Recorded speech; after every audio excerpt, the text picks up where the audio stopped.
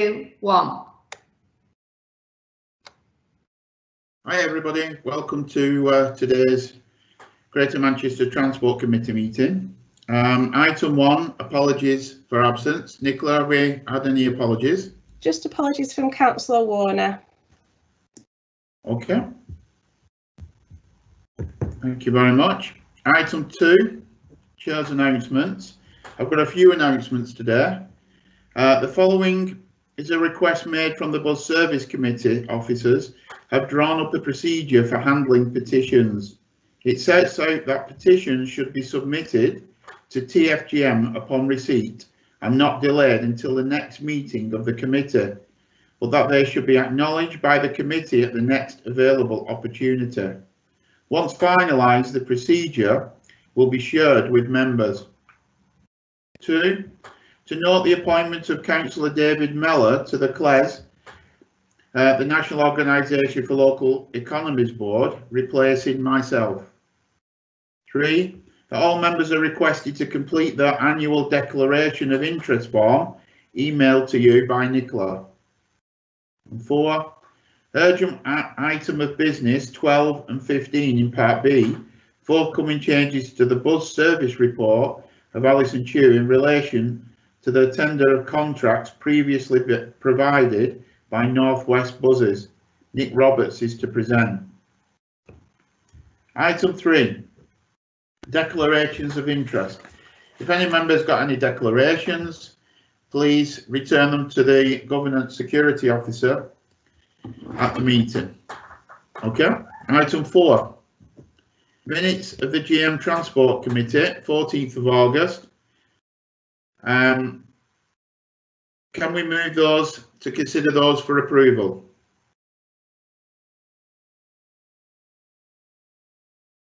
Yeah. Okay. Move them, Chair.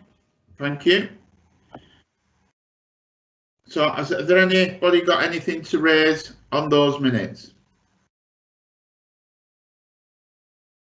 No. Okay. Item 5, minutes of the GMTC subcommittees. If the chairs of those subcommittees can move those, please.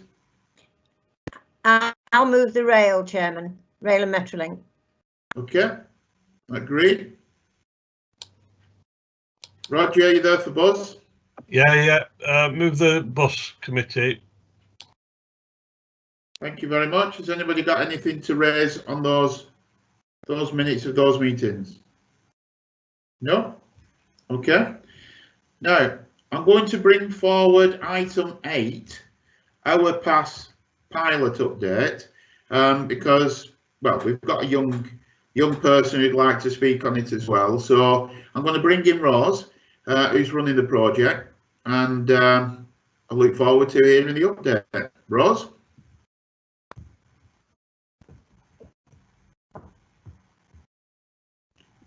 I can't hear you, Rose. That's it. Thank you, Chair, very much appreciated, and thank you for inviting us today. I'm not the young person, but we do have Liam Scholes with us also from the Greater Manchester Youth Combined Authority, and we're here to talk about our pass, which is the free bus travel pass loaded with opportunities and exclusives for young people to enable them to engage with all that Greater Manchester has to offer them at this important time in their life, which is when they've left school and they're at college or starting their apprenticeship or their first jobs. Now we're at the midway point of a 2-year pilot, and there's been a really strong take up of the card. There's been 63,000 cards issued to date, which is in line with the original business case. And since the launch, there's been 8.7 million bus journeys made, with almost 300,000 journeys per week prior to the pandemic. And as of last week's figures, we're on about 250,000 journeys at the moment. The exclusives and offers that can be measured, like going swimming or to the theatre, have been experienced by over 8,000 young people, and there's lots of additional offers like discounts to Manchester City and Manchester United that we're not able to measure, so we do believe that number is much higher. And we've had really strong support for our young people from lots of Manchester brands, including the Co-op and Vimto, and restaurants like, for example, Dishoom offering free breakfasts. We're also about to announce a series of careers events with some very special guests. But actually, the vision for young people is always to enable young people to get involved in the decision making and planning and delivery of the past, because that's who it matters to most. So I would like to hand over now to Liam Scholes, who is the GMYCA member, who was part of the original design and vision for the pass, but who's also an active bus user now thanks to our pass, to tell you a little bit more about how our pass is really changing the lives of Greater Manchester's young people. So over to Liam. Beautiful. Can you guys hear me all right? Yeah, can hear you, Liam. Banging, beautiful. So a little bit about me. I'm Liam, as Rose said, from the Greater Manchester Youth Combined Authority. Can you hear a bit of playback on my computer? I've still got Rose speaking. No, you sound very clear to us. It's all right then. I've just got Rose's voice still with me.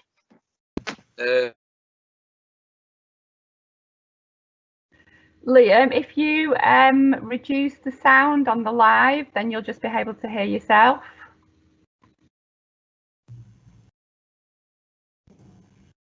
Liam, are you there?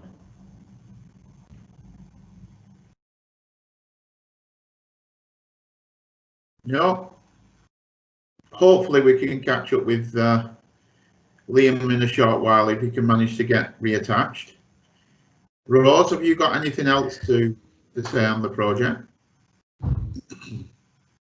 Mark, while we are waiting for Liam to see if he can get back on, would you like me to just give you a quick overview of some of the comments we've had from other young people?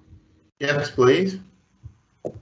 Liam was about to tell you how he never ever got a bus before he got his hour pass. He's 17 years old now and at Pendleton College, and knowing that he could get to Pendleton College was one of the reasons that he chose that, because of the finances. He wouldn't have been able to afford to go otherwise, and he never got a bus before then, but now regularly him and his friends will get on the bus to go to places like the Trafford Centre. And Liam was also going to share with you some of the comments we've had from young people and their families. So, for example, I absolutely love this pass. I've been able to go to a football match with my son, which we've never been able to afford to do before. Another example, we saw Juliet last night at the Palace Theatre. It was a phenomenal show. I've never been to the theatre before. Thanks for the opportunity. It was amazing. We've had Noah, one of our Year 12 students, an aspiring writer, has won a trip to Sky Drama's intergalactic set at the Space Project, and he's had an amazing time, and he now wants to be a script writer.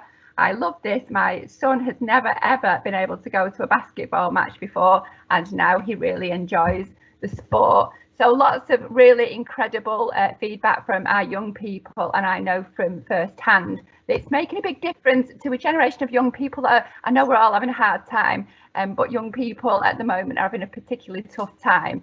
So things like the careers and online events that we're doing are really important to them right now. I don't think we've managed to get Liam back, have we? Sorry, his computer's frozen, Rose. We'll just try to get him on the phone instead, but if you maybe want to start with some questions from members. Oh, okay. Okay, while you're trying to get Liam, we've got members of TFGM and our pass here if we do have some questions while we're waiting. Okay, so first of all, I'd like to bring in John.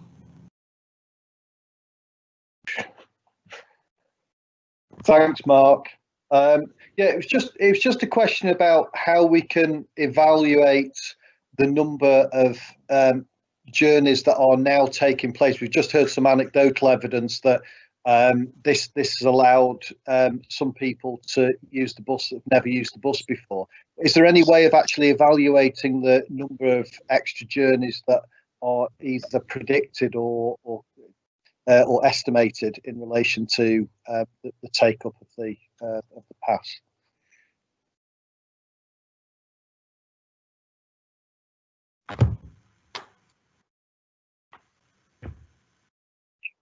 Okay. Is somebody going to come in on that? I can field that if you'd like, Mark. Okay.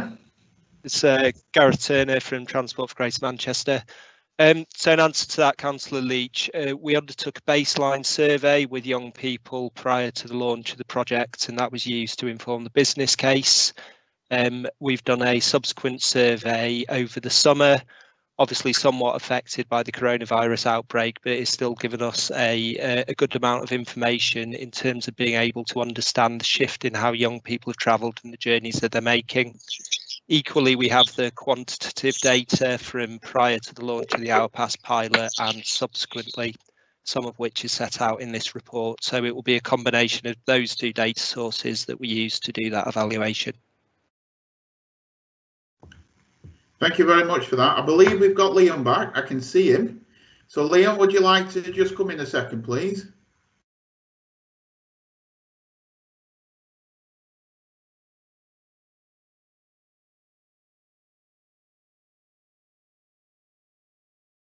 Liam, perhaps try and turn your video off so at least we can hear you, just in case the signal's very weak.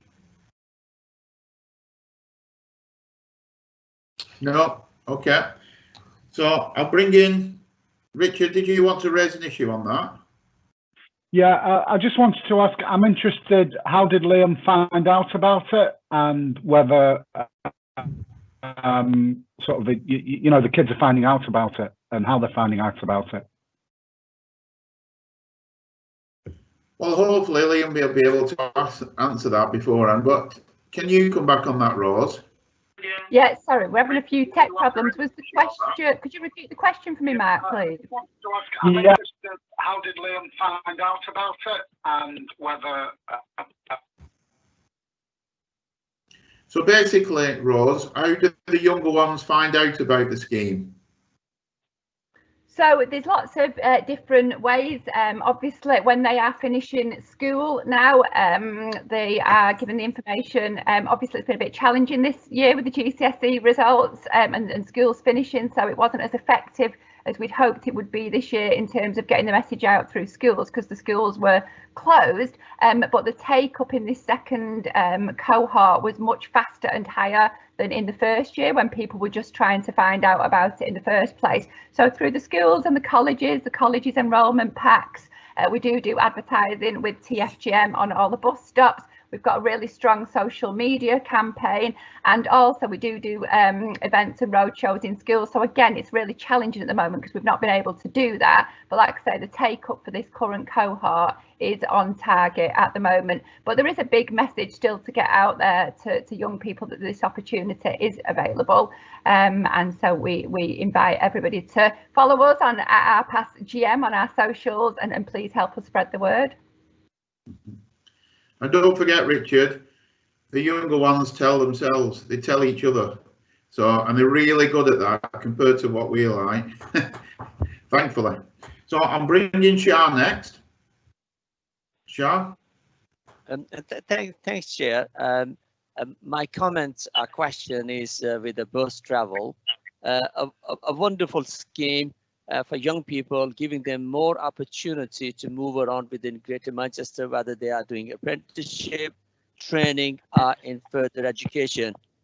My question is that a young person approached me who started the course at college, and it's a 3-year course, because not all of them are kind of lucky enough to spend just 2 years in college and move on to university. It's a 3-year course, so they're taken advantage of this scheme for 2 years. But now when they return in September, they're saying you don't qualify, you are not eligible to have the travel pass, because it is only between 16 and 18. And they are asking questions because it given them a hope and opportunity. Like we have an example here, that some young people never travel on the bus, and it really helped all around, improving the air quality, reducing the congestion. And yet, middle of their further education, they realize that, oh, they don't qualify or eligible for this final year of their course. And I'm asking whether this scheme can be extended from 16 to 19, and knowing that most of our students in colleges, especially, they have a 3 years course other than 2 years course. So Can we extend it to 19, please? Gareth, would you like to come back on the budgets around that, and just as well, Councillor, to be aware there is a full evaluation taking place at the moment, because the pilot budget was set around certain parameters, but we are picking up that it's very popular and people would like extensions. But I'll let Gareth explain to you as well what we've done for care leavers in addition. Yeah, thanks for your question, Councillor Shah. You'll appreciate that with any scheme of this type and any local concession that requires public subsidy, decisions have to be made about how that's targeted. So the pilot was targeted at the academic years that align to the traditional year 12 and year 13 courses. We absolutely appreciate and have had some feedback from college students who attend longer courses about the impact on them. We are sort of where there are things, so as Rose mentioned, the care leavers extension is looking at those young people who've been in care across Greater Manchester. So those who fall into one of the categories where there is the greatest need to support their mobility through access to the bus network, and that is extended to young people aged between 18 and 21. So it's something that is continuously being reviewed. However, you, as all the other councillors on this call, will appreciate the budget constraints that we are facing and will face as we go into COVID recovery. So decisions have to be made within that context. Okay. Thank you. I believe Liam's back in online. Liam, are you there? I am there. Can you hear me? Yeah, of course. No problem. Beautiful. Sorry about that. You're getting missed out on my beautiful face now. Not your sense of humour, thankfully. Modern technology, eh? It's beautiful, isn't it? So yeah, I was just gonna say, I don't know whether Rose explained, but just a little bit about like myself with the hour pass, that before getting the hour pass, I never used the bus before because I thought, what a waste of money when I can get a lift off my mum. That was my way of looking at a bus, because I just couldn't be bothered, you know, the journey when I can get a free journey off my mum. But then the hour pass came and I was like, you know what, sounds like a decent idea. So I got the hour pass myself, and now it's just become it's very accessible. So I'm not having to rely on my parents anymore, and I'm not having to fork out like a lot every week for a weekly bus pass to jump on the bus and do everything. And because it's affordable, like people are more like happy to jump on the bus with the hour pass, and it's like giving everyone a positive attitude towards the bus, if you get what I'm saying. Yeah, we know exactly what you're saying, Liam. I suppose, I know you might not have been available to hear what some of the members were asking, but realistically, in your opinion, how did you hear about it? I hear about the hour pass. Well, one of the main ones is the minute it was piloted and put out there, everybody wanted to have an hour pass, you know, because it was on the news and everything, all over Instagram, and then everyone at college, school, everything like that wanted to do it. And it wasn't just for the fact of the free bus travel; it was the opportunities that come with it. So, like with me, I've been to like the theatre, to the football, through the hour pass, and it's like there's a lot of children, like obviously in Greater Manchester in the north, if we was to ever expand, but in Greater Manchester that can't afford like luxuries like going to the football, going to the theatre, going to the cinema, discount off in shops, things like that really make a difference. And now, like with the hour pass, it was giving them that opportunity to experience these things that they haven't experienced before. So it's like all around, you're getting free bus travel and you're getting some mint opportunities as well. So it just works wonders. Okay, great. Thank you very much. No worries. Thanks for giving us some useful information today. Good luck with it. No worries. Thank you. See you soon, Liam. Thanks. See you later. Okay, so I'll bring in David Mellor now, please. Thanks, Chair. It was just a comment, really, and I think Liam has summed things up perfectly for me, really, because obviously, from my perspective, obviously, I completely understand that we need to try and quantify and evaluate how well this money has been used and to get data and statistics from it. But I think for me, what we've got to bear in mind with our pass is there are going to be things which we simply can't quantify in figures, facts and figures and data. And I think Liam summed that up perfectly for me. I think with the impact of the pass, it's expanding young people's horizons. It's allowing them to access things and opportunities which they couldn't perhaps access before. And I think you summed that up perfectly. And that's very, very difficult to quantify, I think, with this. And certainly in terms of, you know, the opportunity, in terms of rather impact that could have further on in life. You know, it might be that the impacts of our past may not be fully understood, and so, you know, years from now. So I just wanted to come in with that, really, Chair, because I think while we need to understand that, you know, how well the money's been used, and we need to see, for example, will it have an impact on bus usage, and I guess going forward, will it support bus reform? There are many things with this pass that we are going to find very, very difficult to quantify, and I would sort of politely ask members of the committee who don't fully understand and realise this just to bear that in mind, because I think really that's the thing with this. I think it's, you know, we can quantify in terms of the usage with buses and so on, but there are many, many things which I think really we're going to sort of struggle with, and it is going to have to be anecdotal, I think, in terms of trying to gauge the impact. So I just wanted just to say that, Chair. Thank you. Okay, thanks for sharing that. I've got Zidra. Hi. Hi, Zidra. Hi. I would like to also echo the same thing what Liam has said and previous speakers. It is a great scheme. My daughter used it, and obviously her friends been using, and I completely support, because even parents who have more than one sibling, they're using less cars, so there are more children actually going on the buses, so it's actually helping to environment, and also improving the children don't rely on their parents anymore for drops offs and picks up, so it's much better, gives them a bit more independent, and getting them used to the public transport is not as a scary thing. So I really support, and seeing firsthand how it impacted on teenagers' life is a really great scheme, and if we could extend to 19 years old, then even better. Thanks, Idra. I mean, obviously, I had the pleasure to visit the Youth Council, and the positive reaction in there amongst all the younger ones is just amazing about it. I know COVID has knocked us back a little bit on people being invited to different things, whether that's functions or football or etc. So. But apart from that, it's still really positive, and hopefully, you know, we can, when we come out of this at the other end, then people will be able to use it even more. So I've now got Nathan. Nathan, are you there? Thank you, Mark. Thank you, Mark. Appreciate that. Just trying to understand the timeline of it. So I'm on page 55, financial update. Trying to get timeline and total amount committed to it. Am I right in thinking up to March this year we had 9.3 million, got a further 15 million, so the pilot is a 25 million pound pilot? That's question one. Obviously we only ran from September to March properly. Have there been any savings, and would that then be sensible to tag it on the end of the pilot, because actually we're not getting a proper view of it?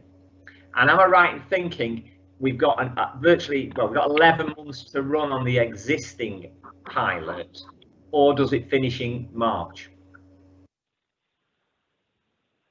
Mark, can I come in on that? Yeah, thank you. Morning, everybody. You're absolutely right in terms of your reading of the numbers. So it's a 2-year pilot scheme that bridges across a number of different financial years. So the 9.3 million that you referred to relates to the first financial year. There's then a full financial year, which is this current financial year, and then it bridges into the subsequent financial year. So the annualised, either 12-month forecast cost was 15.9 million, the 9.3 being clearly proportionate to that in the first year. In terms of how the budget will outturn, clearly there's a number of factors, not least of all COVID, that have impacted that. However, we have seen quite a significant uplift in usage over the last few months, certainly since schools and colleges returned. such that we're not back at pre-COVID levels. We were tracking at something in the order, from memory, of 300,000 roughly bus journeys a week. We're back now at something in the order of 75% of those numbers. Varies very much week on week. Clearly what nobody knows is what's going to happen over the course of the next few weeks and months, but it has recovered extremely quickly once young people were in particular able to access education. So I pick up again, Mark. Yes, certainly. Go on. So how has the effective cash burn gone with respect to the committed funds, or are we on a fixed price with our operators that actually the number of journeys becomes irrelevant? They're just going to cover it and we pay them a fixed amount of cash, or are we burning through that 25 million at a rapid rate? Bear in mind we're coming up to budget setting. Actually, you know, we've got probably 2 months. Are we budgeting now to go beyond September when this pilot runs out to carry it forward, or are we going to have some sort of emergency provision towards the end of the pilot, or is it going to stop and then have to restart? If you see where I'm going, because I think the cash and money element of this has always been very opaque, and even to this day, after asking for 2 years, I've still not had what success looks like. I appreciate we've got an evaluation coming, but again, we never set that criteria at the outset, and I haven't seen it despite asking several times. But back to the cash, are we going to run out of cash? Are we going to budget for it to continue it if that's what we think we're going to do? And have we got the time to do this? So I'll respond to those. In terms of how we reimburse bus operators, it isn't on a fixed sum basis. It's on the basis of individual journeys made. And the reimbursement is a factor of two things. One, the revenue that the bus operators have foregone on the basis that those journeys were previously paid and are now free, and an assessment of the additional capacity that each bus operator needs to accommodate the additional journeys, to the extent they weren't being made previously. So there is a rate per journey that we reimburse on. So whilst we set a budget, Gareth mentioned earlier the 15.9 million, that was predicated on a set of assumptions. Certainly for the financial year ending in March 2020, we were there or thereabouts. The added complication is that usage is clearly seasonal. So whilst during a full 12-month period, it spreads itself across. Where when we launched the scheme, originally we launched it at a time, but we launched it in September, so we had September to March, and clearly in the next financial year that'll run from April to the end of August. So there is some seasonality around it. So it was there or thereabouts. This year, it's something that we're looking at on a very regular basis. As we go into next year, who knows what's going to be happening in terms of COVID and social distancing and everything else. But my understanding is that the evaluation work will be undertaken. The combined authority will need to take a decision about what happens beyond the original pilot period. That would assume, without wanting to preempt, and anything that they discussed or decided will be based on a combination of an evaluation of the effectiveness, but also an evaluation of the cost in the context of other priorities that leaders will undoubtedly be considering. So yes, there is time. The evaluation work and the assessment of the outturn cost as we run through the remainder of this year will all be important factors, I would suggest, in leaders taking a decision about whether the scheme proceeds. Okay, thank you very much for that. I'm going to bring in Steve in, and then I've got Roger. So Steve first, please. Thank you, Chair. Yeah, I mean, I certainly don't share Nathan's negativity about this. I mean, obviously, the budget aside, which obviously we brought in as the pilot, and we set a sum of money for it, I think we have to look beyond that aspect of it as well and see this for the vision it actually was, and that was actually to get a generation of new young people onto the bus services. And I think Liam set it out quite nicely there. that he'd never considered really using buses before. And I think that's the point of doing this, to capture that generation. I mean, people like around my age, we used buses a long time ago. Unfortunately, when deregulation come in, it was decimated.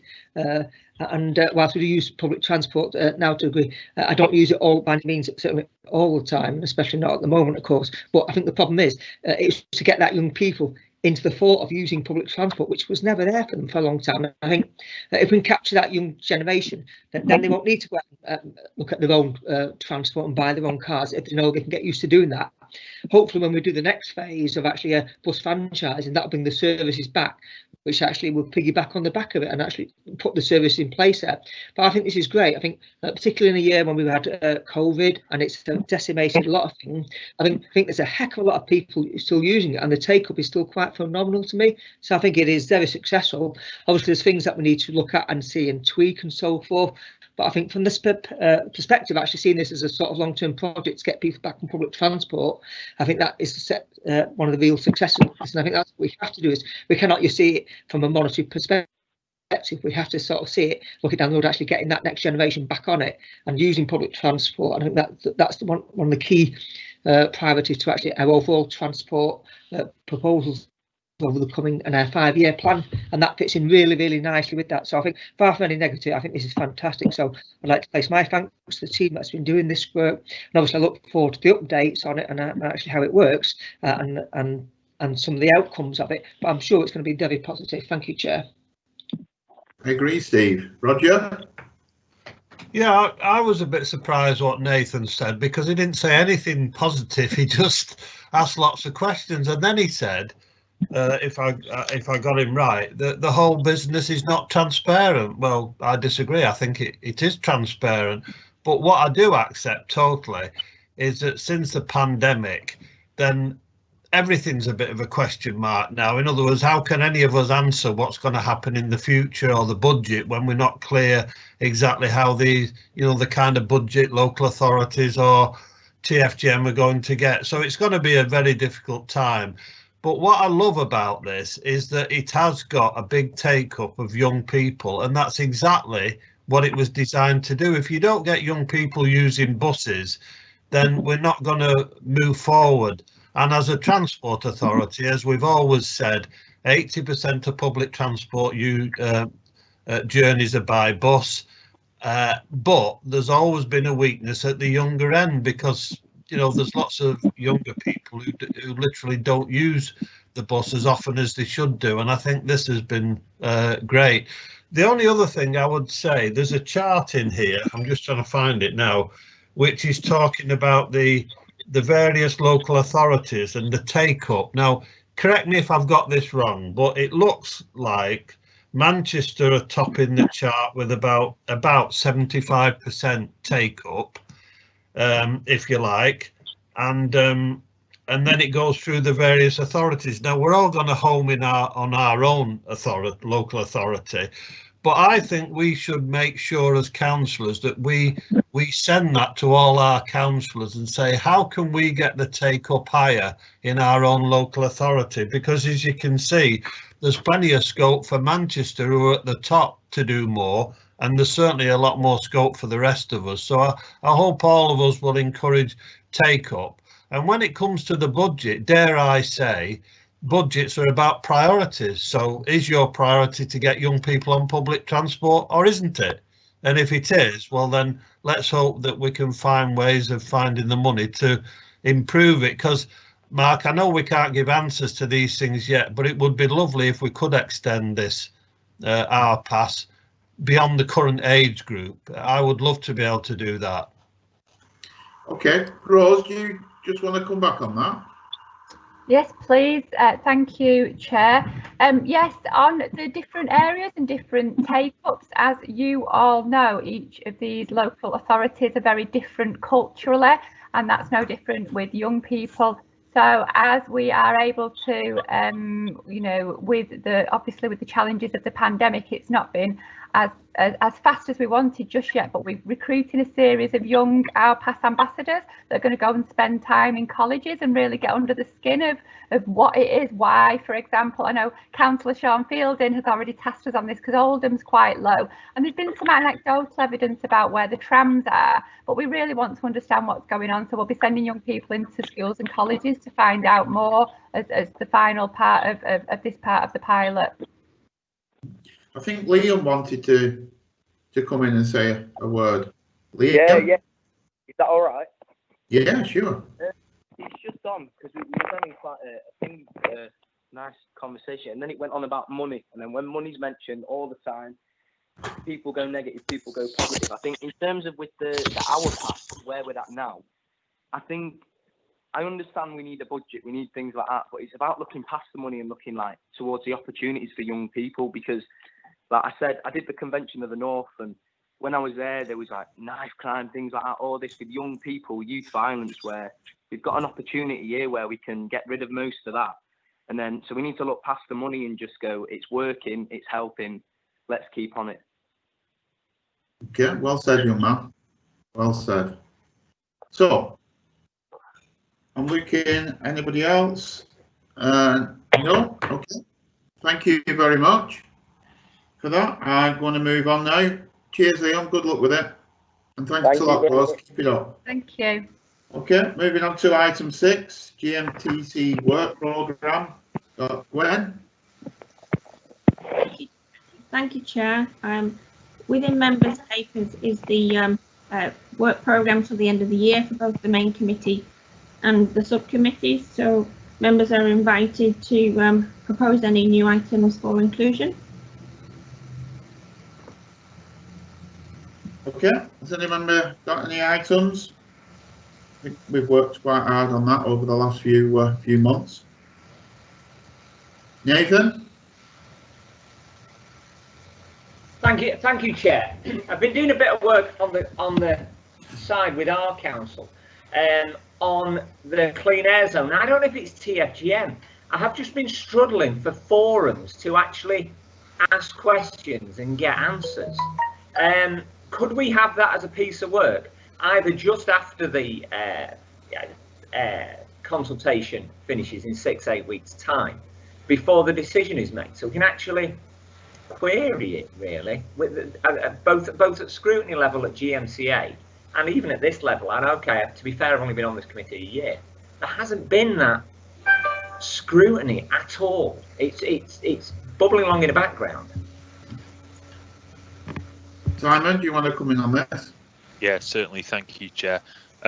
So the work that we're undertaking as TFGM is in an advisory capacity to the 10 authorities. The 10 authorities individually need to take their own decisions around the clean air plan. What I can assure members is that the Housing Planning and Environment Overview and Scrutiny Committee at a Greater Manchester level has called me on a number of occasions throughout the clean air plan development process, so as to scrutinise the work that we're undertaking on behalf of the 10 authorities.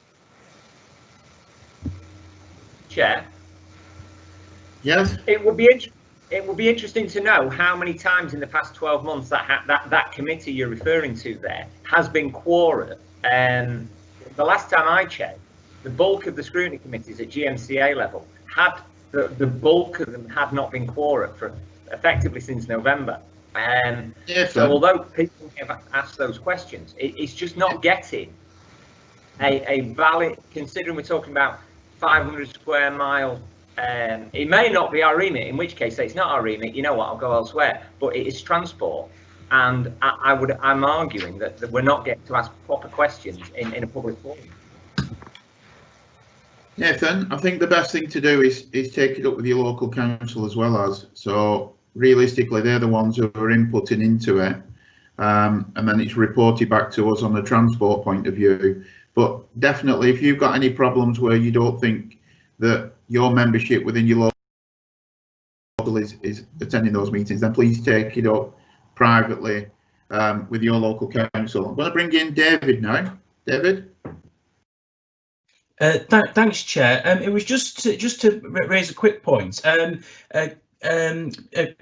Gwyn, I think if you might remember at the bus subcommittee, I raised the point about us looking at how we can be driving in bus patronage and public transport patronage back up again, because obviously my concern is that once we lose passengers, we're not going to get them back. I'm just hoping that's going to be factored into the work programme, or if it's factored in somewhere and I'm not aware, just to let us know, because I'm very conscious that if we don't do a piece of work on this, or if we're not doing a piece of work on this, we're not going to get people back. And obviously just touching on the clean air side of things, which, you know, I'm very happy for us to have that discussion on clean air, because I think people need to understand that it's not Andy Burnham's tax, it's something that government are pushing us to do. So I'm very willing to have those discussions at committee. But certainly in terms of getting bus patronage back and driving public transport use back, have we got a piece of work factored in to do that? Thank you. Kate, are you coming back on this? Yeah, just in relation to Councillor Miller's point, absolutely, Councillor Miller, and it's something that obviously is a national and in fact international issue that is of significant concern and something that we are working on. So it is in place at the moment. Clearly, while we're in the situation that we're in nationally and within Greater Manchester, it's about following the restrictions and making sure we're giving people clear guidance about public transport. But that confidence piece, the safety piece, is our top priority at the moment. So we'll definitely bring something back to this committee to understand how members might be able to help us in that regard. Chair, mate. Yeah, Roger. Chair, sorry, I should have put something in the chat. I'm not very good at doing them properly. I just wanted to ask about the consultation, because you probably know that there's 3 public consultations taking place across Greater Manchester at the current time, and with GMSF, when that's published, there'll be a 4th one. And I know many of you on this call are very literate when it comes to computers, but there's lots of people who are not. So all I would say is go on Google, tap in Greater Manchester public consultations or whatever, and it's not easy to find out. It's easy to find out the ones that have taken place already, but it's not easy to find the 4 that are currently underway, or the 3 plus GMSF. And I just think we ought to try and get the local authorities, the 10 local authorities and the combined authority, to at least have a web page that says these are the public consultations, this is when they start, this is when they finish, and to encourage as many people as possible to take part, because unlike Nathan, it's not what happens after that I'm bothered about now. It's trying to get as many people as possible to read the information and then comment on it. And anything you can do, I'm looking at Simon now, anything we can do, and Kate, to get the word out there, because let's face it, there's a lot of people working from home. There's a lot of people with the opportunity to reply, if we can make it easy for everybody to see where the information is. Yeah, okay. Thanks. Yeah, I mean, absolutely. Spot on point there, Councillor Jones, which is that consultations during the current period have got very different communications and engagement considerations than consultations would have had pre-COVID. So we have been working closely. So TFGM, GMCA and the 10 councils have been working very closely together around all of these consultations and how we make sure that we can bring them into one place and to be consistent, to give people the best opportunity to respond. I will follow up with the committee, and I will send something round to all members just around that communication and engagement plan, how we're working with local authorities, and perhaps also how you can help. We did launch the clean air consultation and minimum licensing standards just yesterday, so there is a hell of a lot planned and we've been previewing it, but I think probably in this case the devil's in the detail, and certainly members can absolutely support us to be able to do that. Okay, thank you very much. Right, moving on. Item 7, Transport Network Performance Update. We've got Bob. Good morning, Chair. Good morning, everybody. On this report, because it was produced a few weeks ago, I'd like to give a short presentation to give a quick update on what's happened since then, because it has changed the impact. So first of all, can I just ask Nicola and team to share this screen? And if somebody can let me know when they can see it. Yeah, good, Bob. Thank you. So this is a graph that some of you will have seen in the report showing the number of Greater Manchester trips by all modes. It was starting, well, there's heavy recovery, but over the last couple of weeks, we've seen a tail off. So 43 million trips, 70% below the pre-COVID levels. Last week, we dropped 3.1%, and the previous week, 6.8%. So you can see that the local restrictions that have recently been imposed have made a difference, with traffic, public transport and cycling all down. This is the 7-day rolling, and I will ask the team to post this for you afterwards so you can have a look at the detail. But that's the numbers. You can see every mode down. And this is the graph also in the report showing where we are currently.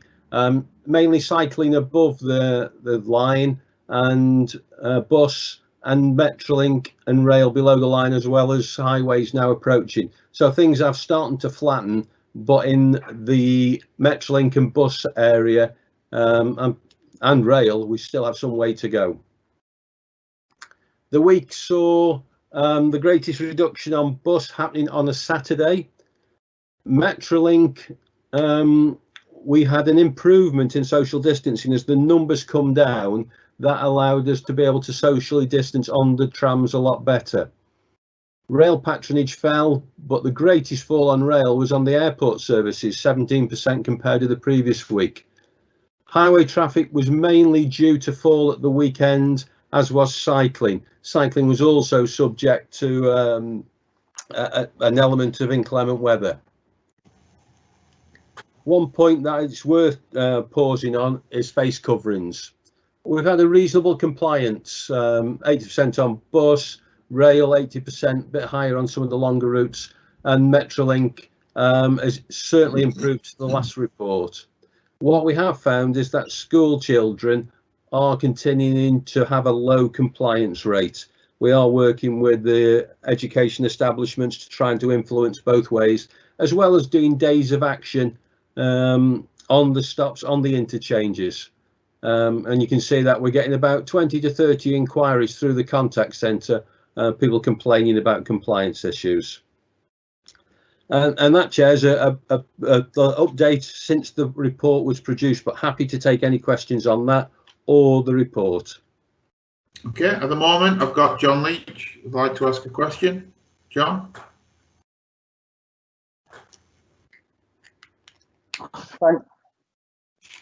Thanks, Mark. Yeah, it was actually about the compliance on face coverings. The report says that it's still not mandatory to wear a face covering on school transport. So it's not that surprising if it's not mandatory to wear it on school transport that compliance amongst young people on non-school transport is not as high as it should be. Surely one of the things that should be happening is actually making it mandatory on school transport, so that young people do actually get used to wearing them and accepting that it has to be done. Anecdotally, going into shops and takeaways and the like, since customers have stopped being served when they're not wearing a face covering and being told that they can't serve them unless they put a face covering on, it does make a difference. So I think also we need to look at how the enforcement is going in terms of face coverings, because if there is more enforcement, there will be more compliance, I'm sure. Yeah, I think totally agree. The more we can get the message out there, the more we can enforce, the better.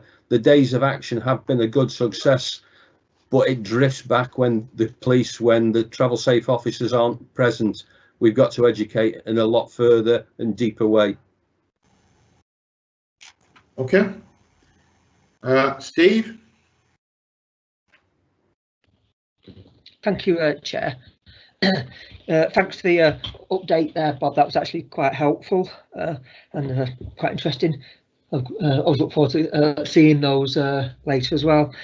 John, I mean, obviously, looking like we're heading back towards further lockdown measures, and I was looking at those figures. It's clearly going to have an impact across the different aspects of public transport. Given that, obviously, how is that going to be looking in terms of like budget asks and so forth? Have we got any updated information actually on that sort, how it's going to impact on us on that side of it? Because obviously, up to a few weeks ago, I think things were looking really positive and infection rates were going down and steady, and then obviously come September, it's gone up and it's showing no signs of dissipating at the moment. If anything, it's actually looking quite very scary at the moment, to be honest with you, especially figures in the evening news last night.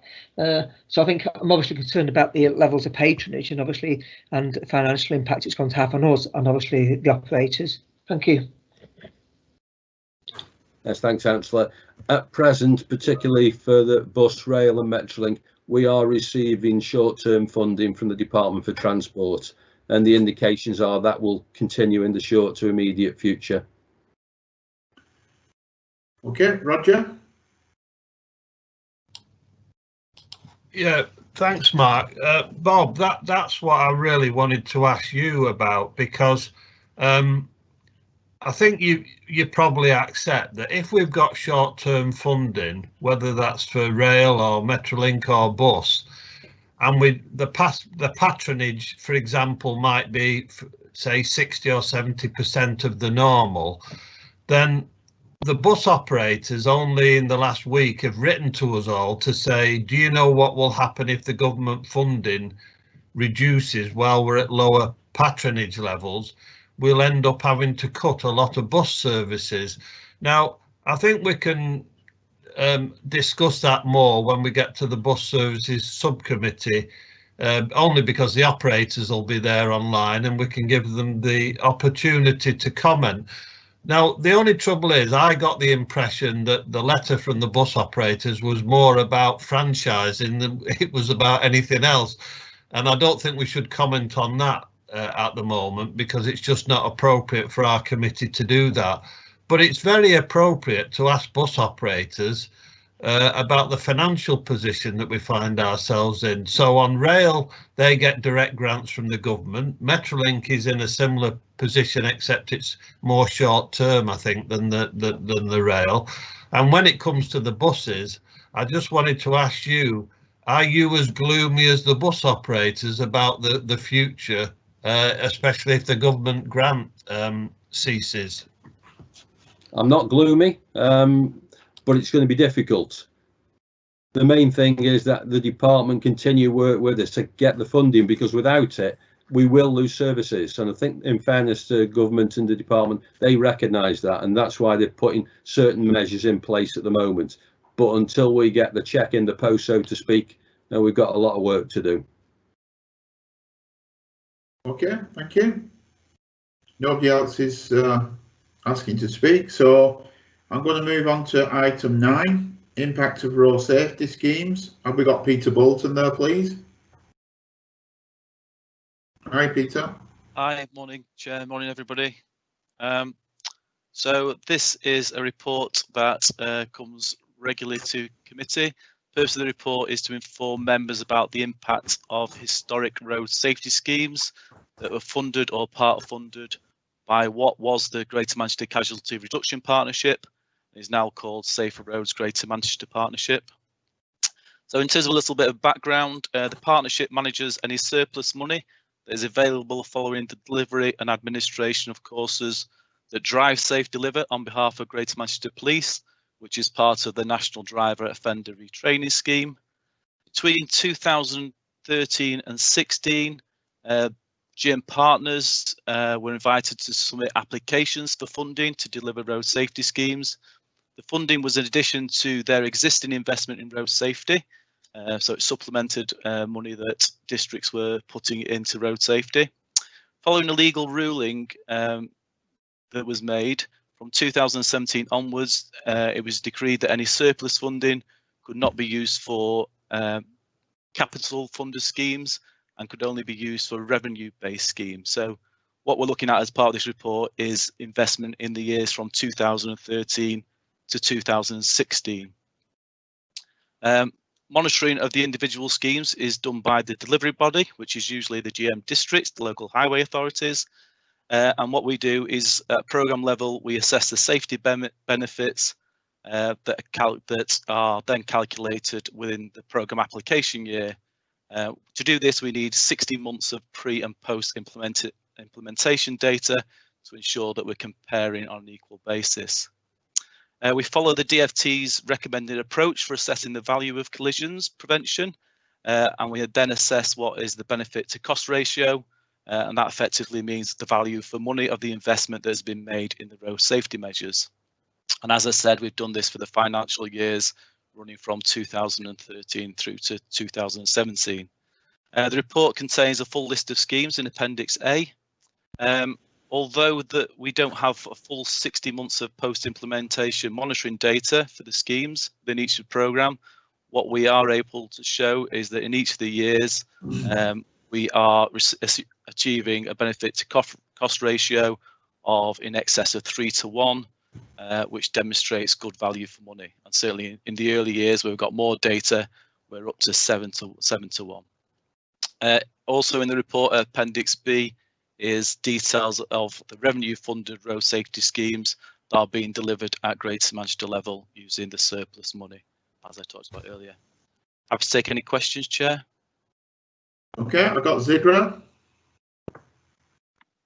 Hi, thank you. Hi. Thank you for the report.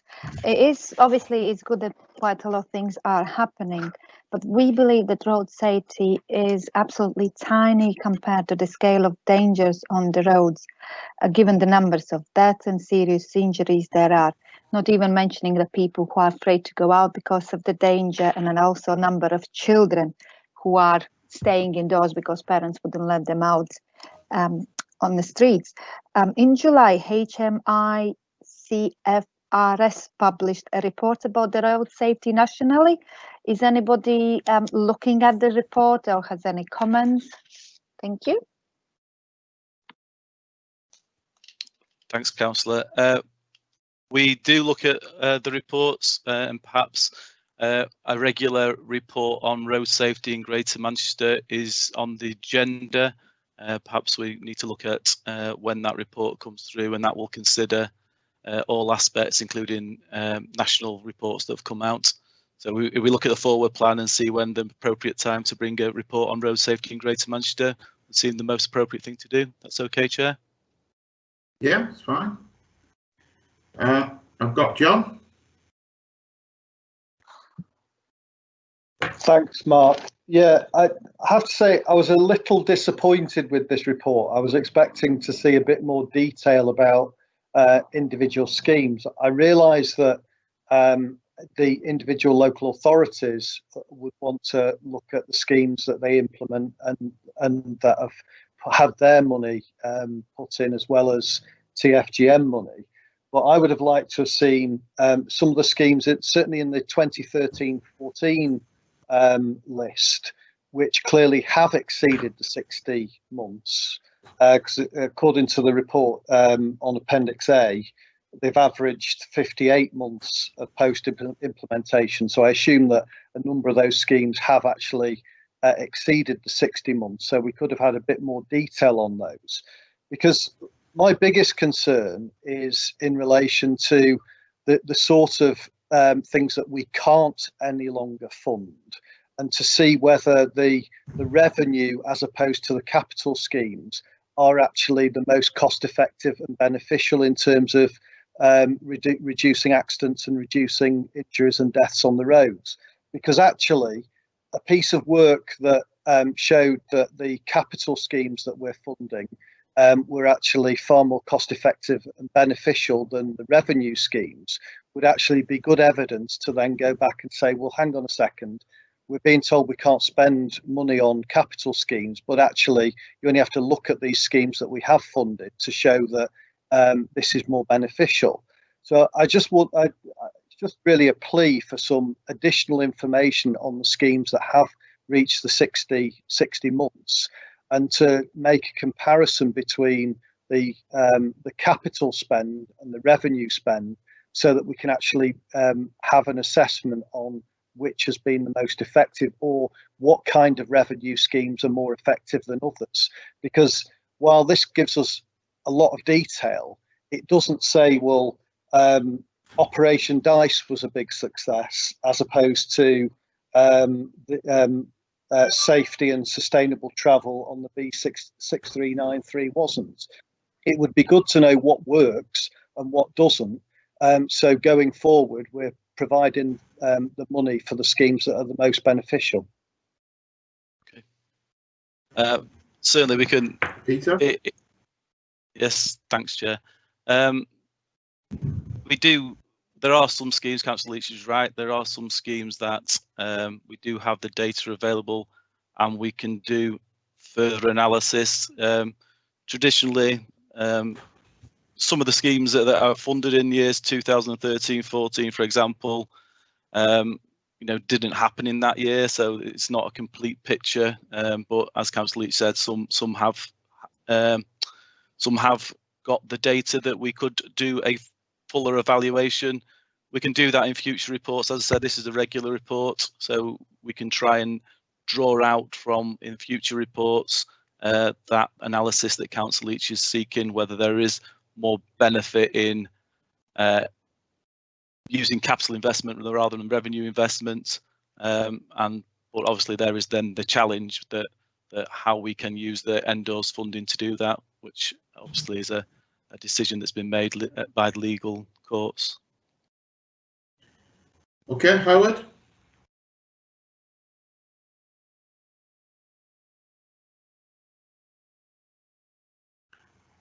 Howard Sykes, are you there? I am, sorry, Chair. Thank you.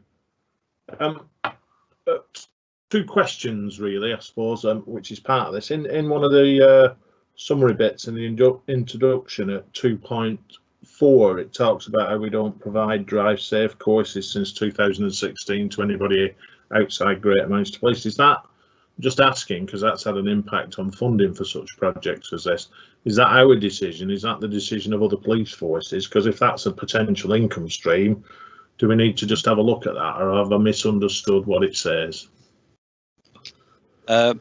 No, I think you've understood it. It wasn't our decision. That a number of the courses that we provided for the police forces were either taken in-house or delivered by private operators.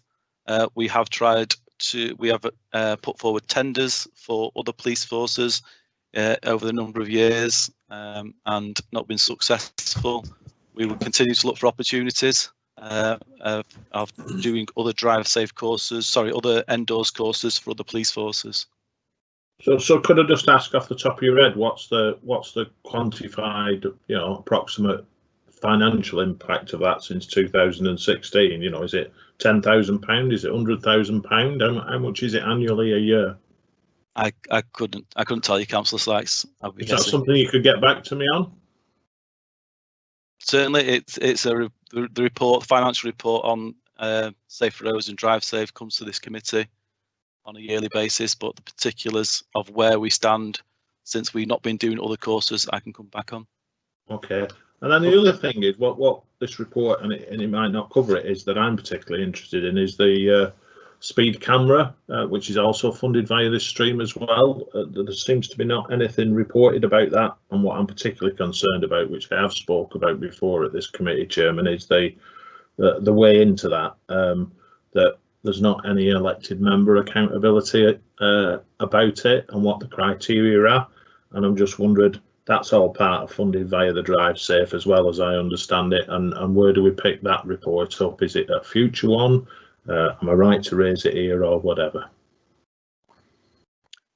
I think it is a future report that is on the agenda. Sorry, on the forward plan. It's the only thing that's funded. Actually, road safety cameras are funded through districts in terms of the maintenance. What we do, we support through the Road Safety Partnership any acts of vandalism or incidents associated with collisions. in terms of replacement, but the ongoing maintenance is done by local district councils. Yeah, but the actual decision about how if you can fund one, let's do it that way, it is made by the camera safety partnership, isn't it? It's not made by the districts, because that's part of my point. So if I find the money for a speed camera, I still can't have one because somebody else decides the criteria. I think the discussion that we've had previously, the decisions made by the police on a set of guidelines, and I think that we said that we do a joint report to come back to this committee with the police.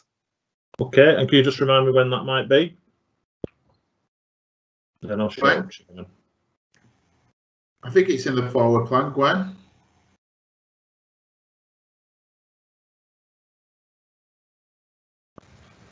Sorry, Chair. Yes, we have put something in the forward plan regarding cameras. Whether it was a joint report with GMP, I'm not so sure, but that's something we can take away and come back to you on. Okay, can we let Councillor Syke know, because I know it's down on the forward plan, but can we let them know a rough date? Thank you, Chair. Yes. Thank you very much. So, moving on, item 10, cycling and walking update. I've got Richard. Richard, are you with us? I am, Chair. Thank you very much. Thank you for the opportunity to present this update, report and forward look on the Made to Move active travel plan. So this provides an update of activities that have been going on over the last 12 months and also looks forward to the end of December 2021. And the committee is requested to note the progress that's been made over the last 12 months against the Made to Move programme, identify the priorities that we've identified for the next 12 months, and to note the infrastructure progress by local authorities and TFGM that intends to be delivered by December 2021. And in particular, there are two appendices. Appendix B particularly identifies progress by district, by TFGM and by overall, and it summarises in a business case look ahead the schemes we anticipate coming forward between now and March 21 for approval to CA. Those represent an exciting development, I think, an acceleration in the delivery of the B network and the associated infrastructure such as crossings, a public bike hire scheme, active neighbourhoods, and also programmes around behaviour change and activation. And altogether, as members will be aware, we're anticipating the delivery of something around 55 miles of world-class walking and cycling routes, valued at around about 85 million by December 2021. And in parallel to that, the districts and ourselves are working very hard to advance some of the emergency active travel measures that we've also been able to implement since the government announced additional funding arising from the coronavirus pandemic. I wanted to highlight to members the fact that since January 2021, we've adopted a new approach, which is to divide the action plan for Made to Move into 5 critical areas of active travel. That's the delivery of strategy and strategy mechanisms and policy, the implementation of infrastructure, providing access to active travel, working collaboratively across Greater Manchester authorities and with GM Moving and the health and social care partnerships, the development of safety and technical policy, particularly picking up and following on from Peter's report in the areas of road safety and safety cameras, and activation. And activation is basically to engage with our communities through the districts and through collaborative organisations such as GM Moving and at the community level to stimulate interest in active travel, whether it's for utility purposes, leisure or other. So in the strategy area, there's been a large amount of activity. Colleagues will be aware that we published Change a Region to Change a Nation, very timely in January 2020 to support the R Network vision and set out our aspirations for future funding. Later in 2020, the Prime Minister launched Gear Change, which shows how well aligned the Greater Manchester ambition is with the future intents of the government in terms of funding and the aspirations to get more people cycling and walking more often. So that continues to be a priority for strategy and policy development, and we're collaborating with the districts in response to the Highway Code and also new cycle infrastructure design guidance. The Streets for All strategy and design guide is making good progress, and that hopes to be published early next year. As Bob's already commented, we've seen significant growth, particularly in walking and cycling. However, obviously over the last few weeks and months, that's been quite volatile. But we are still seeing healthy levels of cycling and walking for all purposes. And in particular, what we're seeing is on some of the key strategic routes like the Oxford Road corridor, we have seen uptake over and above the normal levels of cycling on those routes, despite the lockdown situations. But it is very volatile and obviously very sensitive to weather and other disruptions. One of the issues that has been identified as a priority, I've highlighted at paragraph 3.11, and that's that we need to ensure that our programme remains insight-led, and therefore we're developing a comprehensive monitoring plan to expand the number of sensors that we can use to detect walking and cycling. We're working across that in terms of both fixed traffic counters that you'll be familiar with, but also video-based monitoring and also web-based information from organisations such as Google and Strava and some of the other well-known systems that are available. Progress is continuing on the infrastructure element of the Made to Move strategy, and we're all now challenged with the additional challenge of creating the pop-up, as it's become known, walking and cycling facilities, which have been funded through Tranche 1, the Emergency Active Travel Fund, and we still are waiting on a final funding settlement for Tranche 2. So in addition to the planned B network scheme delivery by financial year, which is set up at paragraph 4.6, you can also see the real ambition that the districts have set out in their Emergency Active Travel Fund proposals at paragraph 4.13. And there's some really ambitious examples of change there, particularly in the city centre, around the triangle scheme, as it's known, within Manchester City Centre, and really good alignment between that and the recently published consultation city centre transport strategy. So we've included a few examples of those sort of measures that have been introduced. Moving on, in terms of access to active travel at section 5, we're really improving our collaboration now across the partners such as GM Moving. I'm glad to see that the intent with GM Walking is to support a virtual festival. Some of us may have seen earlier this week or last weekend the virtual London Marathon being done. So GM Walking have got an ambitious attempt to have a virtual walking festival in October, which I think is commendable. But throughout September, we also supported an attempt to get more people recording the cycling they were doing with a love to ride approach. In terms of safety and technical policy, we continue to progress the research programme into innovative side road zebras. Regrettably, due to COVID, TRL put their whole workforce into furlough. However, we have recently recommenced that research project, and we're working in parallel on side road treatment trials with TRL and a number of the districts. As Peter's mentioned, there is a programme for upgrading to safety cameras funded from the MCF, and we're also working jointly with colleagues on a response to the government's consultations on pavement parking highway code. In the area of activation, we are pressing on with the Safe Streets, Safe Lives campaign, and as well as supporting the safe social distancing measures that were introduced, we've also got a number of programmes to engage with communities to support that campaign. I'd like to pause there now and take any questions from colleagues, Chair. Okay, thank you very much for that. I've got Zidra first. Thank you. Thank you, Chair. I've obviously welcomed the government's consultation on payment parking, because payment parking is causing quite a lot of issues, especially in my ward, and also welcome the speed cameras. What I wanted to ask is that quite a lot of people are unable to store the bikes, and could we have more bike hangers so the people actually who don't have access to somewhere to save the bikes safely can actually store their bikes, and if it could be some kind of network quite spread, not in just one area. Thank you. Thank you, Zidra.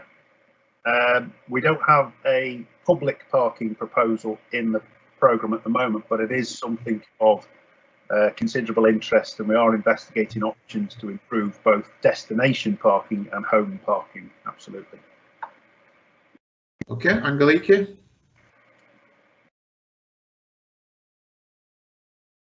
Thank you, Chair. Thank you for the report and for the updates. I think there's a lot happening in the area of active travel.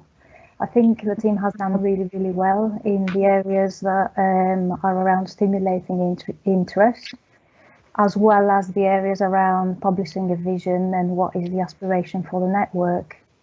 However, my questions are concentrating in two areas. One is the implementation of the B network, and the other one is the strategy and policy. So the report states that it has been 3 years since the program started, with a budget of 160 million to deliver a number of walking and cycling projects. I would like to know how much actually has been spent to date, and if you're happy with the levels of spend, progress and pace to deliver the program, because we are not, I don't think that we are in a place that we should be. And we have put a lot of effort to try and push the program forward to deliver safe infrastructure for our residents. We're not very happy with the speed and the bureaucracy that surrounds the program. I would like to also ask what work is being done to accelerate the delivery of infrastructure, especially given the increased levels of activity that we spoke about in a previous report.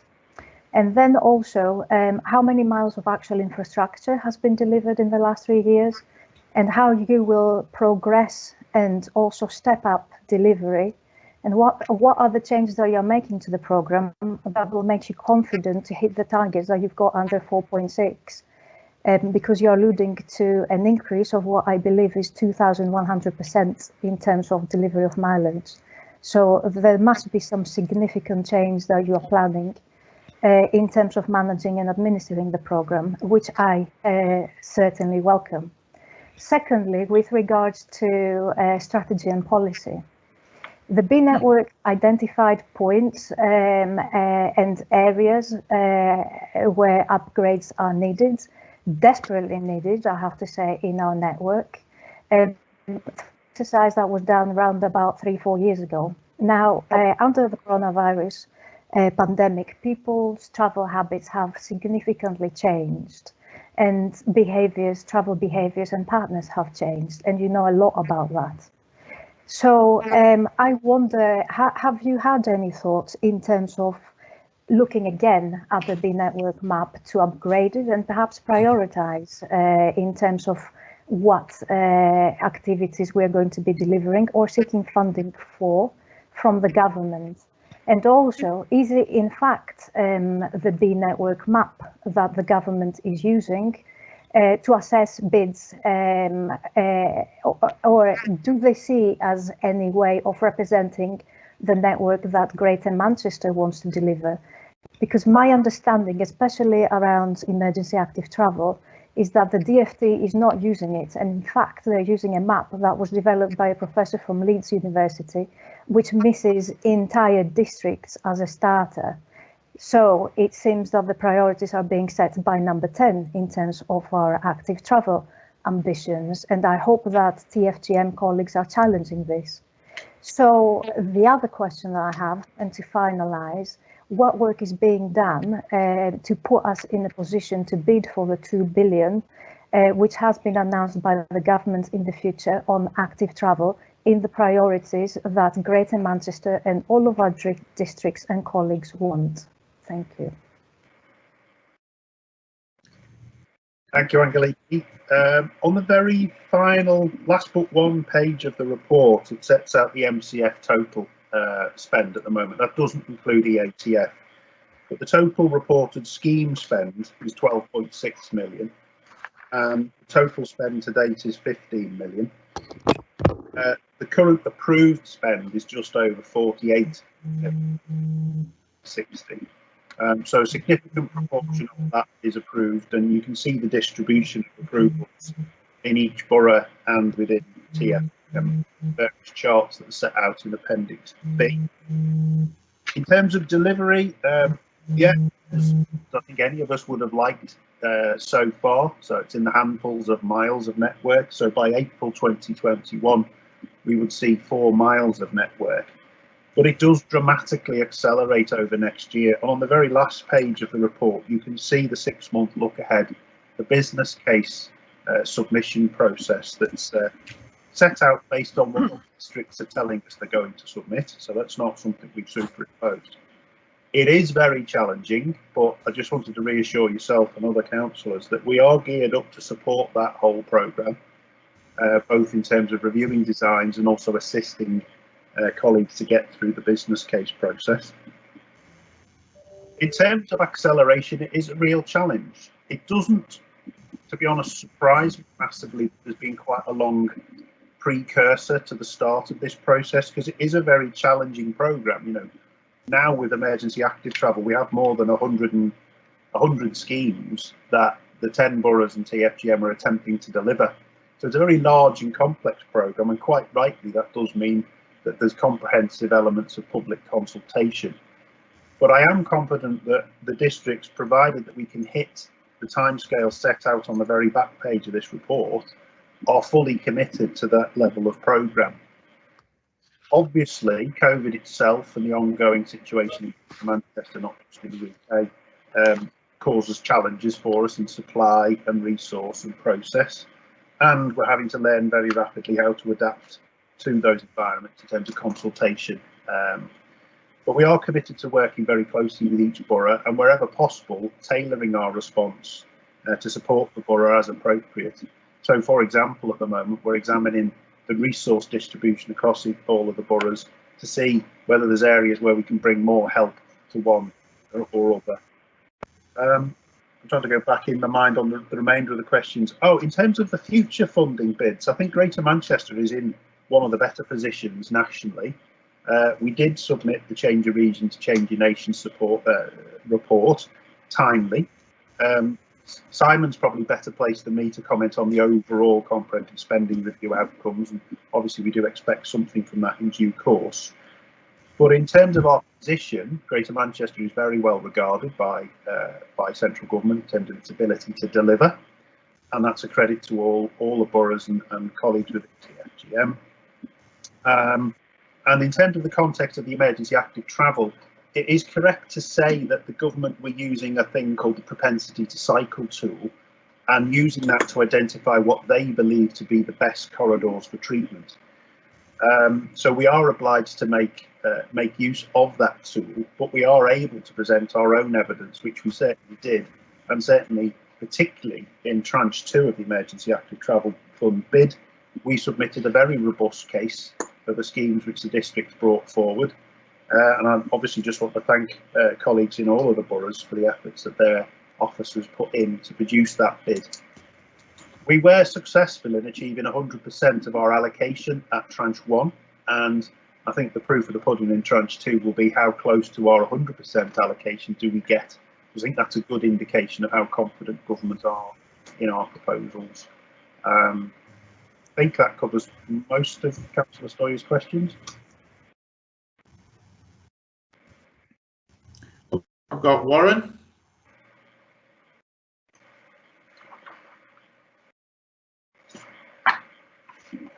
No, Stuart then, please.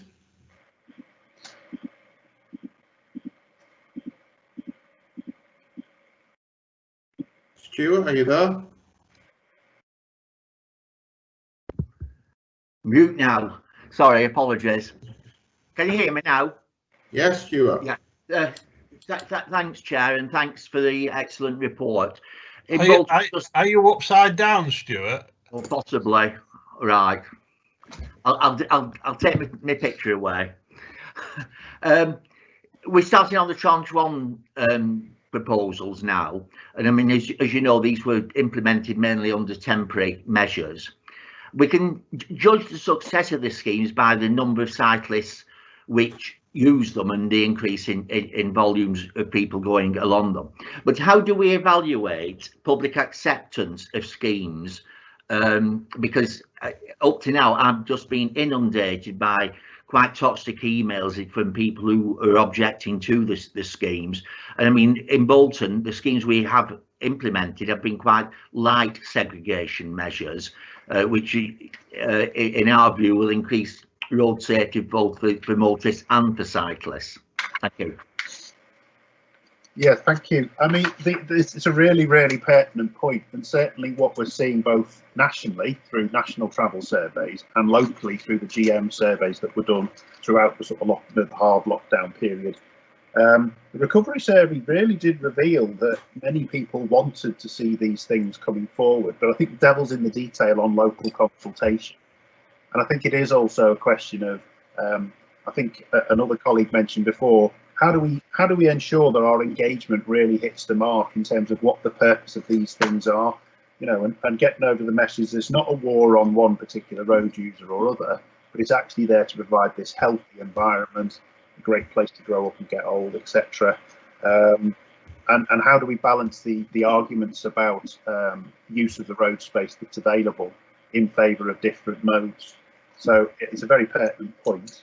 But certainly what we are seeing within surveys is a very great desire and an increase in a desire to travel actively. I think the graph 2 shows the sort of trend-based data between paragraphs 3.9 and 3.10 that we see. And what we intend to do, to be honest as well, is we're also recommissioning a sales funnel approach and updating travel diary information to get better qualitative data on people's views and feelings. So there's lots of information going on and going around at the moment about people's barrier to active travel, and it's particularly focused on good quality infrastructure, real and perceived safety risk, and I think, as a colleague mentioned before, safety and security for your vehicle, for want of a better word, for your bike, but also when you're a pedestrian, confidence that you're safe to cross the road, and that there'll be, you know, appropriate places for you to make your journeys. Thank you. David? Thanks, Chair. I'm still struggling to recover from Stuart's lampshade. Yeah, it's just to echo really what Angelique has pointed out in relation to the bureaucracy side of things, and I just want to link that really to the emergency active travel bids and tranches that have been forthcoming. I mean, I've got to be honest, Richard, and this is not on TFGM side. I think it might be with government as well. But it was monumentally frustrating. We seem to have shifting sands between 1 minute we needed a bid to be like this, then it needed to be moulded to suit this and everything else. And officers were on the knees at this time having to put these bids together. So I think what I'm wondering going forward, I mean, obviously we're still waiting to know about tranche 2. Hopefully we can get some positive outcomes from that.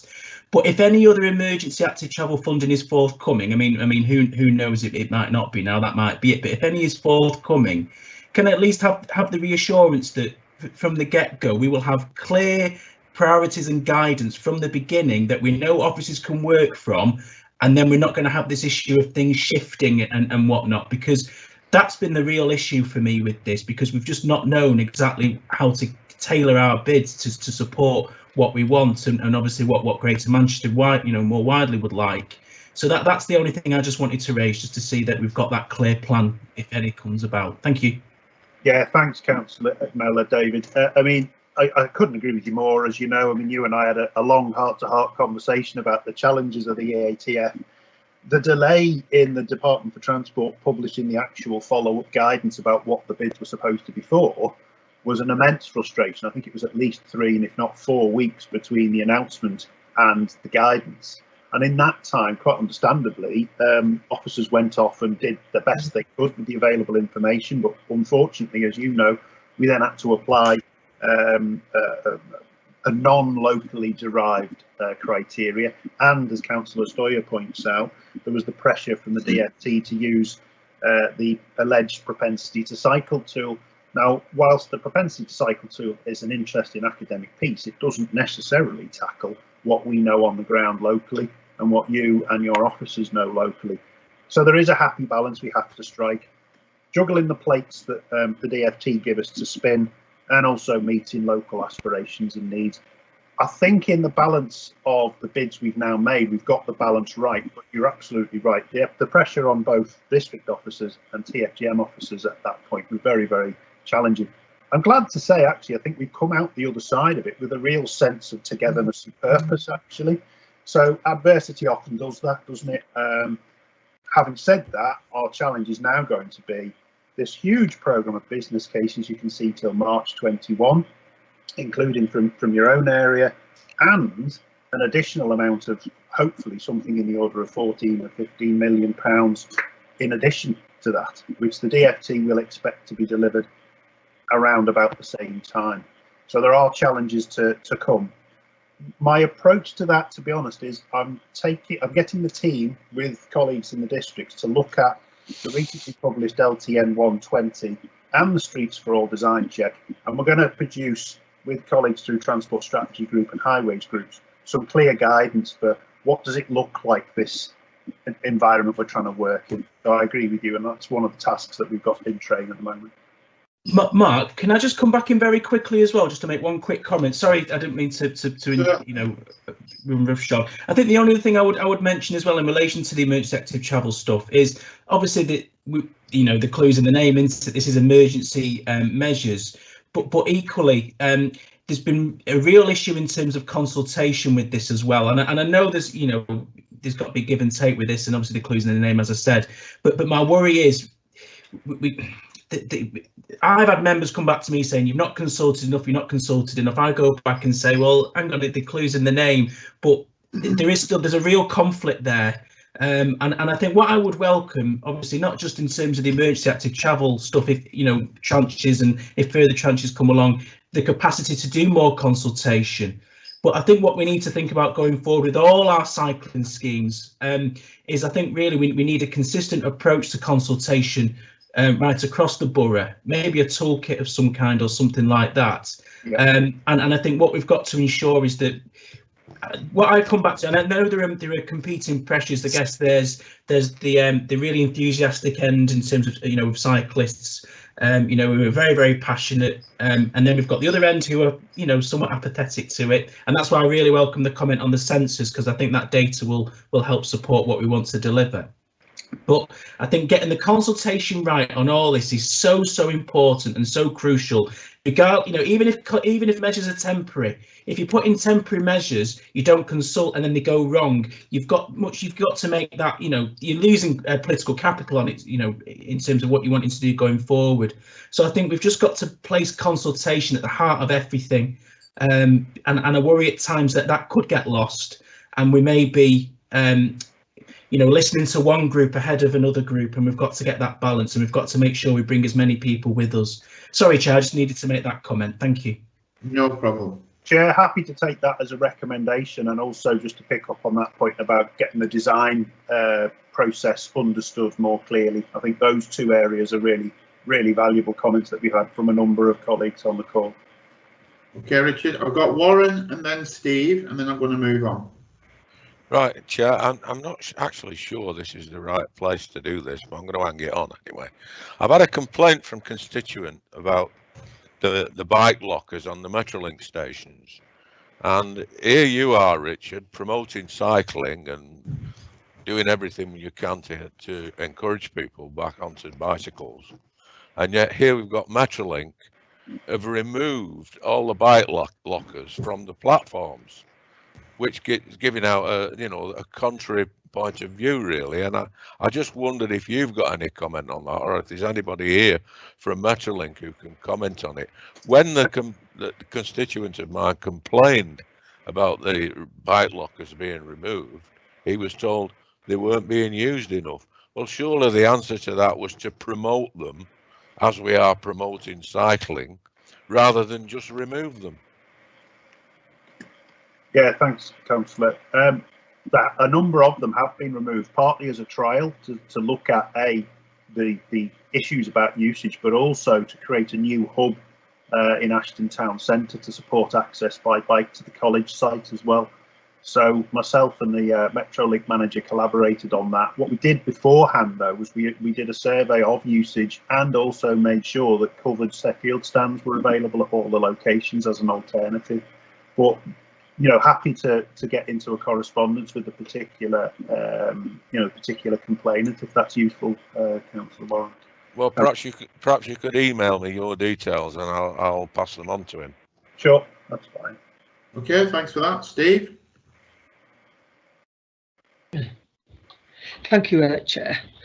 Just first of all, echo David's comments. I mean, it has been the EATF was actually a real struggle to get schemes in place and do some consultation. I think that's the dilemma, obviously working to government timescales, your timescales, our timescales, and the deadlines for actual consultation was almost minimal at that level. I think many people had sleepless nights, obviously all the way from yourselves all the way down to the bottom, including ourselves, trying to get some of these schemes done. So it's actually a real challenge. Do you actually do this? Don't do it? How do you? It was a real. So I mean, it's one of those things we had to deal with it as it was there, and obviously there'll be some lessons learned on it. But it was challenging the timescales, and I think everybody sort of did the best they can in it. But so thank you for that. Just a question I want to ask Jenny is I saw the looking at interesting report on the MCF monies.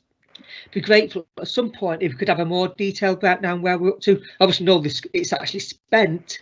I know we've exceeded the budget, but I'd be grateful for more of an update and actually how that all sits together in terms of like how we're going to be implementing the phases over the next few years. Because I mean, and obviously looking at those figures there, I mean, traffic doesn't feature in it at all. But I do know significantly that we've got a significant amount of money in it. So I'd actually be grateful if we could have more sort of breakdown, more comprehensive reports just saying actually how the whole fund's being spent and when it's going to be spent, if possible, please, Chair. Thank you. Richard? Yeah, I mean, we could do a more detailed deep dive, if you like, perhaps on a couple of boroughs per meeting, maybe. I mean, we could. That's one thing we could do. Obviously, we present monthly reports to the CA itself as well with the funding approvals. But happy to provide sort of more of a deep dive in particular areas if councillors would like that. Probably practically it would be do a couple of boroughs per committee, perhaps, just to look into where things are at, maybe. Yeah, I think that'd be a good idea for the future. Okay. Yeah, speak to officers to see how we can fit that in. Yeah, well, I'll talk to officers about a forward plan for that. Cheers. Thank you. Okay, I'm going to move on now. So item 11, GM 2020 delivery plan. I've got Simon Warburton. Thank you, Chair. And just to clarify, it's actually the 2040 transport delivery plan. I noticed that on the agenda sheet as well. So this is it's a short report that's setting out the process that we're currently going through at the moment in terms of the final stages of the preparation of a refreshed 2040 transport plan to accompany the updated GMSF.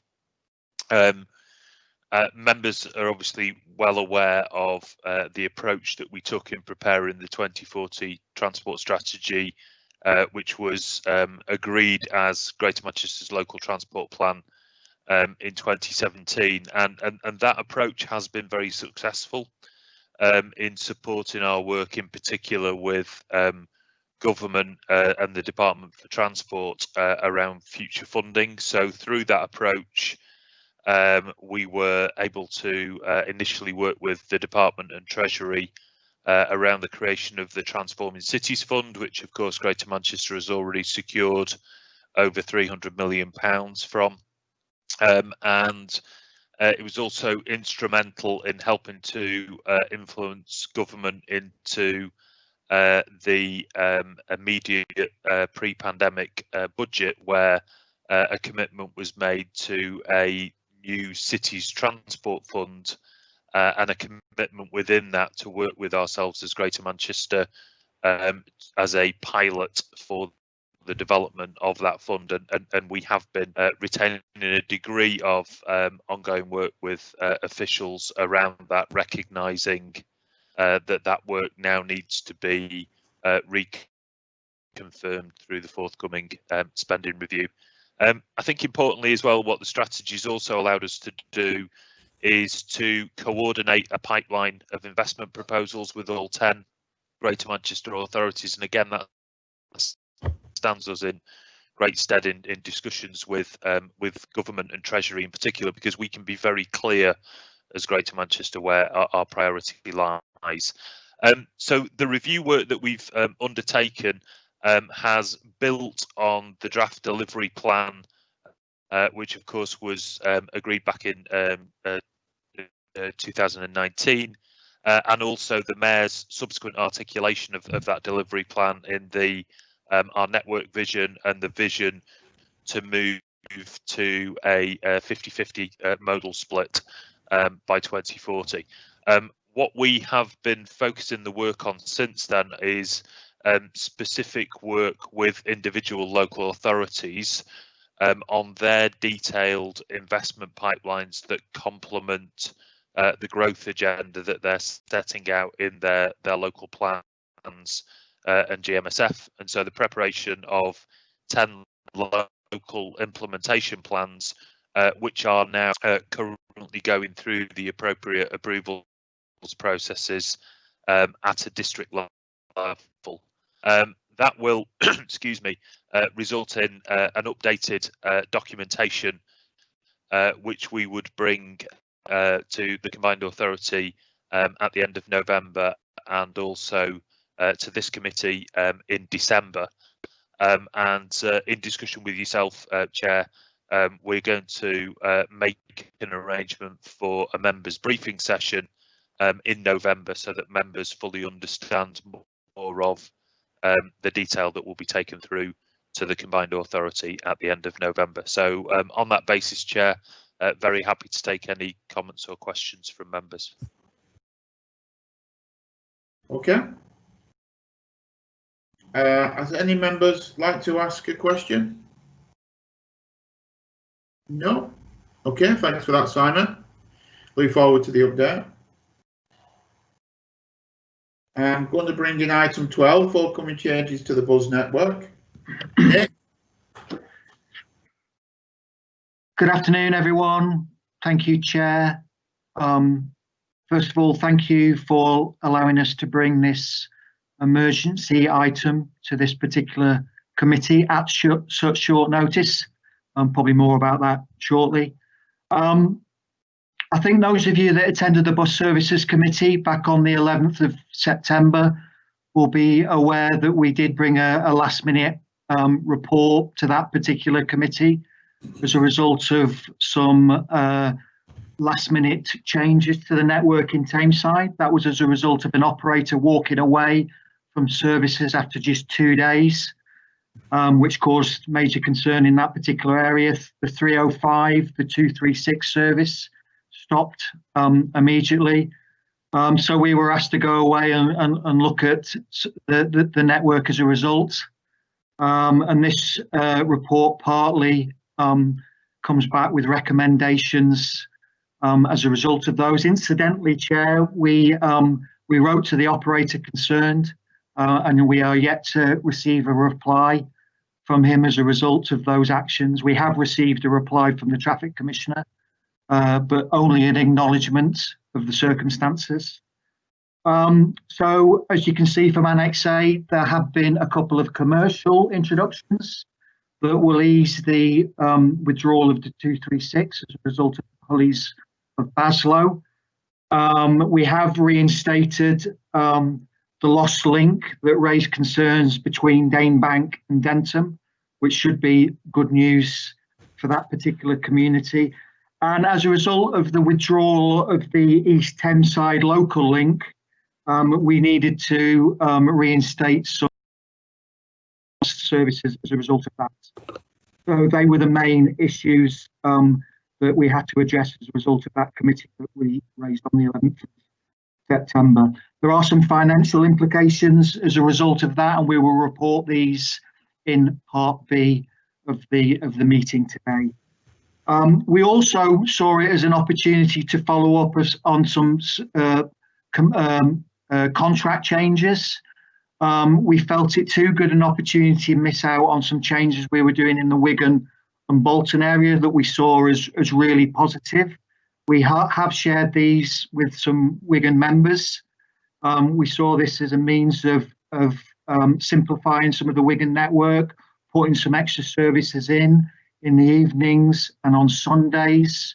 So we see this as positive, and that's why we wanted to report these. We didn't really want to delay this, and we see this as a good opportunity at no extra cost and at no reduction to vehicles. And we do intend to do some promotion of those in the next few days in the lead up to these starting on the 25th of October. So generally a positivity in these reports. I think just probably to mention though, Chair, that I think a lot of the members are concerned at the late notice to these, which I think we have to acknowledge. Some of the negotiations around these services have been delayed and have been late. Some only did finish in the last week or so. We did decide to initially use our delegated powers to agree these services and then report retrospectively to the bus subcommittee on the 11th of November, which, to be honest, we don't like doing. And I know you as a chair and our bus chair don't particularly like doing. And when we went through that process, it was raised by our colleagues at the combined authority that we could still go the process of presenting to this subcommittee. And to be honest, we agreed that we would rather go down that line. We think it's greater transparency. We want members of this committee to see what we're going through and share it with the public. So that was a line we decided to take. I must admit, and this is my fault, had we known that option was to us, we would have probably gone down that line. And so we quickly got the report together. As you can see, it was a substantial report. And we got it out. We got it out late, but at least we got it out so we could share it with this committee. And I apologise for that. We should have got it out early. And had I known that process was available, we should have got it out a couple of days. So that's something that I need to learn. I didn't think at the time that there was anything too controversial in this report, and it was all positive. I somewhat naively thought that, and we'll hear about that in the questions in a minute. And we'll pick up on those issues. So I hope committee understands that this was exceptional circumstances, and I don't intend that we will have late notification of something like this again. And I do apologise for any inconvenience it has caused for members, not least because I don't think my blood pressure will take anything like this again. But I will happily take any questions. Thank you, Chair. Okay, Roger. Yeah, I've got some tablets that might help, Nick. I mean, you've summed it up very well, really. We're not trying to beat you up because of the difficulties, but it does place all members in difficulty when we get things at such late notice, because if we're in normal circumstances, this is what should be happening. TFDM should notify the 10 local authorities. They should then circulate it to every one of their councillors, who, if they've any problems, should either get back to TFDM or back to members of this committee. Now, there are still members on here on our committee, Mark, who don't think that's happening. TFDM send it to the local authority, and then it goes missing, it disappears. So this is nothing to do with this report. This is just generally, can we try and make sure that when there are any bus changes, that they do go to all members within the local authorities and not get lost in the machinery? Because I have a feeling once TFGM send it to, say, Salford City Council, they don't inquire what happens after that. And of course, it's up to the officer at Salford to make sure they go out.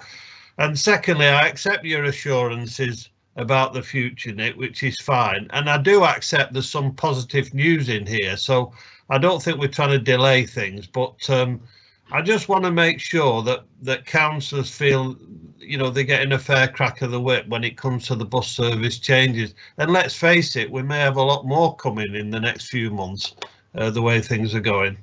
Thanks, Chair. Okay, thanks. Sean? Thank you, Chair. It's just to highlight one of the issues that Councillor Jones referred to, that if the circulation had been as we normally expect it to be, I would have highlighted before now. And a thanks to Nick that he acknowledged that there has been an issue with this particular report and some of these changes being circulated at quite short notice. My particular concern is in relation to the 396, which is the service between Ashton and Newton Heath. I know that there's some consolidation of routes in the Tameside area, but what the consequence of doing that and merging that with the 419 is that the leg between Park Cakes and Newton Heath, which serves a large part of Failsworth, that some bits which don't have a bus service at all, is proposed to be withdrawn. So I strongly oppose the withdrawal of that section of the route on the 396, and I'd really like the opportunity for officers to perhaps take another look at that and come back with possible alternatives, or at least to provide a little bit more evidence as to the patronage on that section of the route that might back up the decision that is put before us. But I'm not in a position where I can consent to that, because my anecdotal experience of using that bus myself occasionally is that it's quite popular with elderly residents, particularly in Failsworth and Hollywood, who use it to go all the way into Ashton. And the connection with Ashton is one that would not be possible without using 2 or more services for those areas if this service were to be pulled. Can I come back on that, Chair? Yeah. Yeah. Can I thank Councillor Fielding for raising that with us? I've already raised that with officers. Totally support his request. So with the agreement of yourself, we'll go away. We'll defer that decision. We're looking at the details now, and we'll come back to him as soon as possible with options and the data and the quest that he has asked for. Okay. Yeah, are you all right with that, Sean? Smashing. Thank you very much. Has anybody got anything else to say? No. So item 13, date and time of next meeting. We've got the Bus Services Committee on the 13th of November and the Metrolink and Rail Subcommittee on the 20th of November. And our next full committee is on the 18th of December. We may have a members briefing regarding the GM 2040 strategy as well, fitting in between there. Okay, thank you very much. Item 14, can we move the exclusion of the press and public?